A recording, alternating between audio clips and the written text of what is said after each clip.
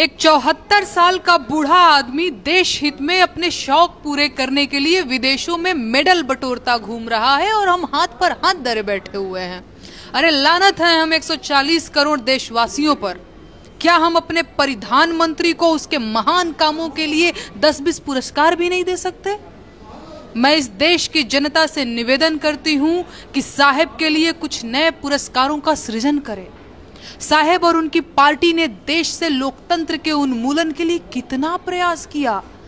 आलोचना करने वालों पर एफआईआर के अलावा बिहार के करोड़ों लोगों के मताधिकार छीनने का प्रयास लगातार कर ही रहे हैं।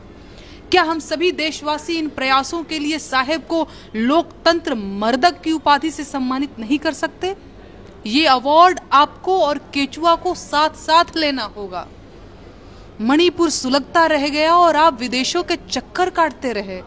बेटियों को नंगी करके उनकी परेड निकाली गई और आप बेटी बचाओ का नारा लगाते रहे, लेकिन आज तक मणिपुर नहीं गए। ऐसे में मणिपुर विनाशक के उपनाम पर आपके अलावा और किसका हक हो सकता है?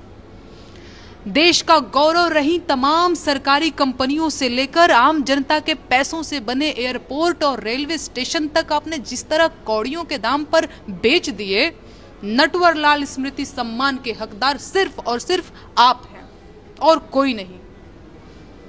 बिहार के युवाओं को लंबे समय तक बेरोजगार रखकर गुजरात और देश के बाकी हिस्सों में मजदूर बनाकर भेजने का जो मास्टर प्लान आपने बनाया, उसके लिए बिहार युवा शक्ति भक्षक पुरस्कार का सृजन होना चाहिए और उसे आपके साथी सुशासन बाबू के साथ आपको साझे में दिया जाना चाहिए।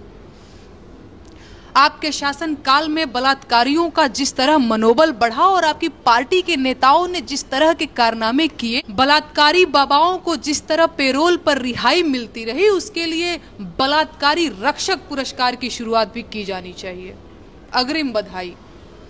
अल्पसंख्यकों के खिलाफ जिस तरह से आतंक का माहौल बनाया गया, अफवाहें उड़ाई गई, उनकी लिंचिंग की गई, उनके धर्मस्थल तोड़े गए, देश के लिए उनके बलिदानों को नजरअंदाज किया गया, उसके लिए एक विशेष अल्पसंख्यक हंता पुरस्कार का गठन जरूर होना चाहिए। लेकिन ये पुरस्कार आप दोनों को, मतलब समझ रहे हैं ना, आधा आधा बांट कर लेना पड़ेगा। सॉरी, पुल विध्वंसक पुरस्कार पर भी तकरार हो सकती है। अभी 3 दिन पहले तक सुशासन बाबू ये पुरस्कार 5/1 से जीत रहे थे, लेकिन बड़ोदरा पुल गिरने के बाद से आपकी दावेदारी मजबूत हुई है, क्योंकि मौतें इसमें ज्यादा हुई हैं। इसके लिए सबसे तेज चैनल वालों से वोटिंग करवा लीजिए। ईवीएम से काउंटिंग करवाएंगे तो आपके जीतने की संभावना बढ़ जाएगी, तो आप देख लीजिए। अडानी मित्र पुरस्कार की दावेदारी के लिए तो खैर अगले 1000 सालों तक कोई आपके आसपास भी नहीं आ पाएगा। अग्रिम बधाइयां सर। राष्ट्र गरिमा भक्षक पुरस्कार तो आपका है ही, लेकिन सरेंडर रत्न पुरस्कार पर भी आपके अलावा कोई और दावा नहीं कर सकता। 70 सालों में पहली बार जिस बहादुरी से आपने ट्रंप के एक फोन पर झटपट सीज फायर को अंजाम दिया था, इस पुरस्कार की शील्ड पर आपकी एक छोटी कांस्य प्रतिमा जरूर लगाई जाएगी।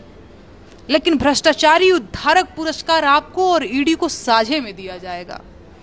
विदेश जाकर मेडल बटोरने में कुछ नहीं रखा है। आत्मनिर्भर बनिए सर। आपके प्रशंसक सोचने समझने की ताकत खो चुके हैं। उनका दिमाग अब ऑनलाइन सट्टे के अलावा और कहीं नहीं लगता। आपको पुरस्कार पाते देख वो खुशी से झूम उठेंगे, जयकारे लगाएंगे आपके। उनके लिए देश का नंबर 1 होना ही बहुत है, फिर वो चाहे भूखमरी और भ्रष्टाचार में ही नंबर 1 क्यों ना हो। आप कुख्यात हैं या विख्यात, इससे उन्हें फर्क नहीं पड़ता। बस अखबार में आपकी फोटो आनी चाहिए। देश का सम्मान बढ़ा है या अपमान हुआ है, उन्हें इससे कोई लेना देना नहीं है। जंजीरों में बंधे भारतीयों ने अंतर्राष्ट्रीय अखबारों में जगह बनाई, यही बहुत है। आप पुरस्कार लीजिए सर, उपाधियां लीजिए, अखबारों में छपिए सर। आपके प्रशंसक तालियां बजाते रहेंगे।